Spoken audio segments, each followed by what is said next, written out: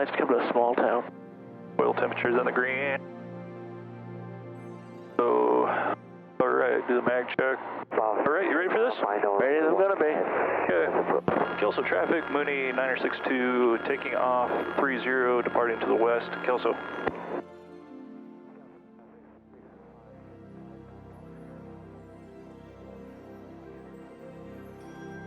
And we're rotating.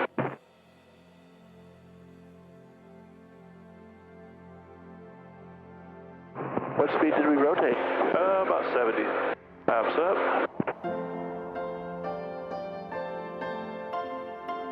Drop back to 2500.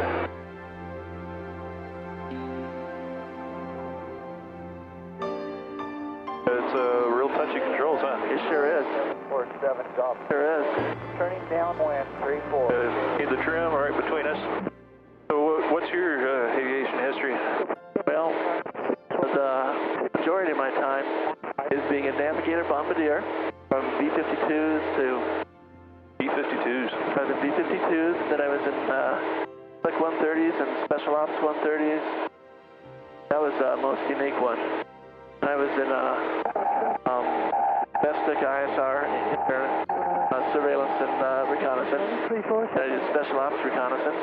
163, Golf clear active. And then my last, then I did a year of joint Army assignment down on the border with border control. And then my last one I was the base commander. So I did the whole gamut. The most fun I had was flying. I think my buff time was probably, and my hurt time was a lot of fun. I did have a lot of fun, that's for sure. I think my wife didn't enjoy it as much as I did, I'll tell you that. A lot of moving around? Oh, moving around and being gone.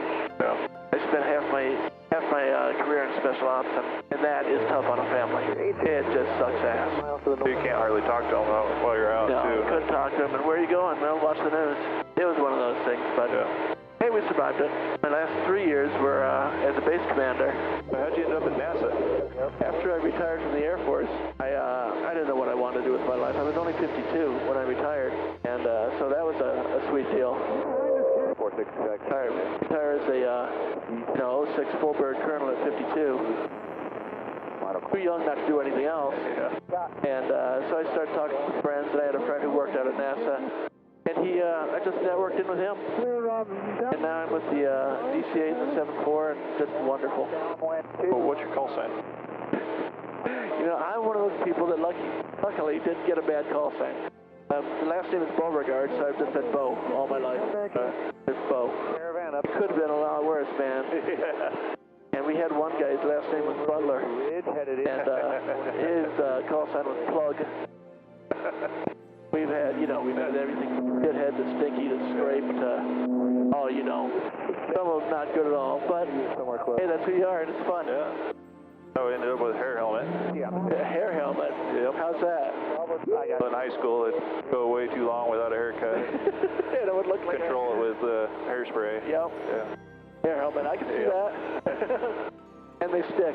15 minutes, 12 seconds. Yeah, that's one thing you can't do is fight. I see it. Fight about, I don't want to be called shithead. Yeah, then you're going to be shithead all your life.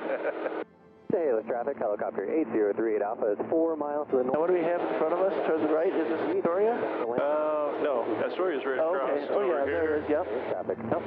And so we got Oh, that's that little hooky a thing. little town right here. I don't know what it's called. Egler. Okay. And then Ilwaco.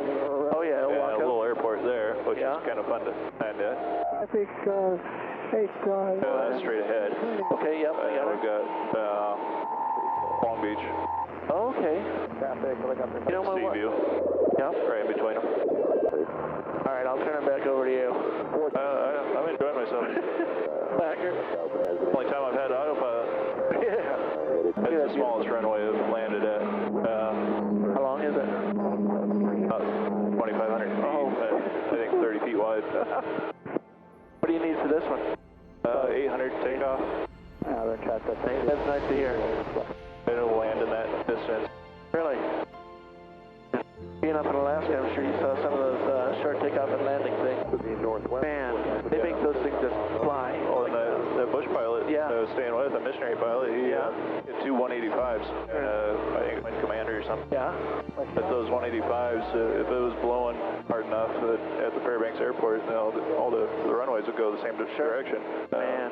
He's gotten permission from the tower to land crossways perpendicular to the runway and stopped within the width of the runway. Wow. 50, 60 to 3.9. I've seen videos of those guys just hovering, almost just like, you know, with a strong headwind and, he'd, you know, with the angle. Yeah, he'd do a full power landing in a 185, and that's with 300 horsepower. Yeah, with gigantic wheels. Yep, big balls. Oh yeah. You never wanted to fly up there? Just the training. Yeah.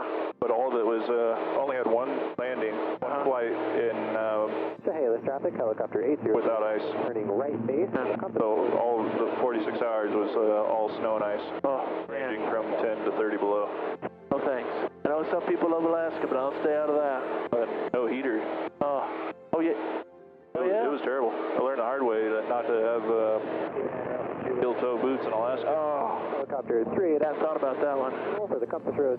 Flies pretty nice though, doesn't it? He sure does. Reestablished on a long. This is very pretty. I've got 2 whiskey in sight. I didn't know this whole peninsula was farmland like it is. I was down in New Zealand maybe 4 years ago. New Zealand? Oh yeah. And we had a friend down there that had a gyrocopter. Yeah. And that was one of the most fun days I've had in my life. You know, we were buzzing the beaches like this at like 500 feet. Best. I want to get one so bad. Oh, if I had 100K, I would get a gyrocopter. Because they're just, you know, they're beautiful. Just beautiful. famous. Yeah. Yeah. Well, there's sport copters are made in Caboose. Yeah. Just down up the river from us. Sport copter, is that a type of gyrocopter? Yeah, they make primarily most of their gyrocopters go to New Zealand for cattle. Yeah. That would make sense because that's where this guy had it. They put really big, crazy landing gear on them. Yep. Oh, it was beautiful. It was just beautiful. And the funnest thing, and they're so damn safe. I mean, your blade stops, you just can go on down. Yep.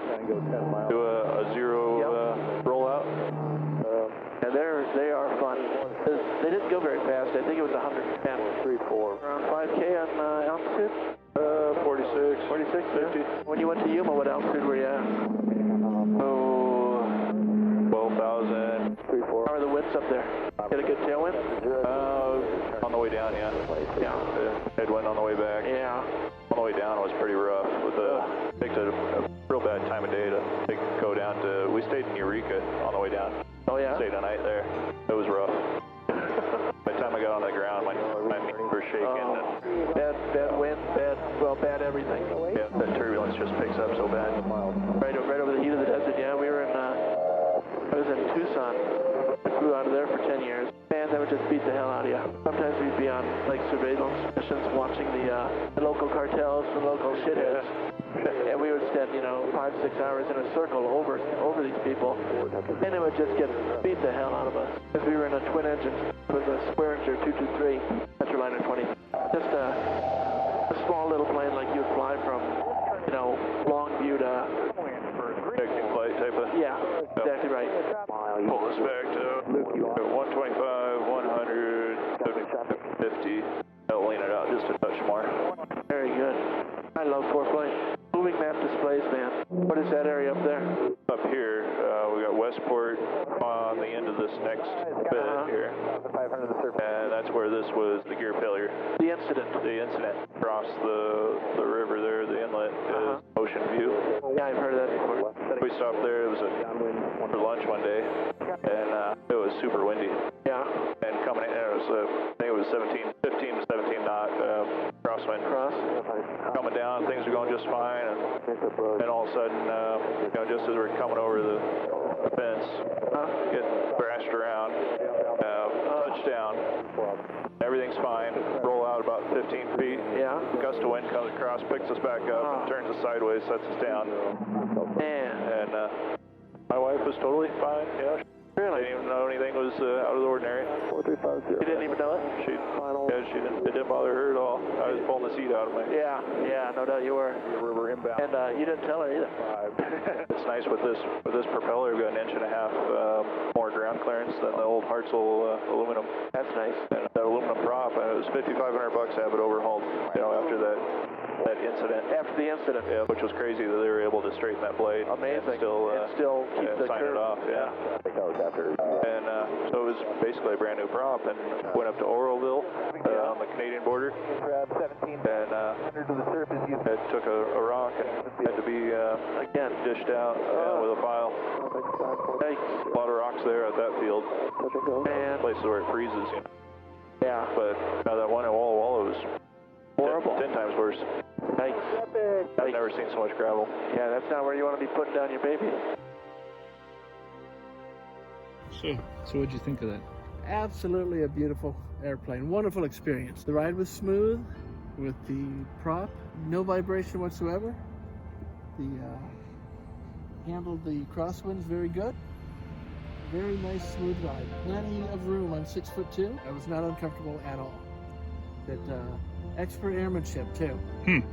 So all in all, it was a very eventful day. Very wonderful day. She handles like a dream.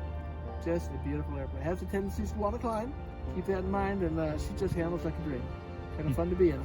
And first time in a Mooney, right? First time in a Mooney. A little smaller than what I'm used to, but I'll take it. I'll take it. A little smaller than a 7.4 or a DC-8 or a C-130 or a B-52. What was the tightest cockpit you've... F-16. F-16? Yeah. That was that had a little more room than an F-16. Really? Yeah. See, you got it on that one. Not quite as fast. Yeah, push it over. You can do that once. Excellent. All in all, pretty good.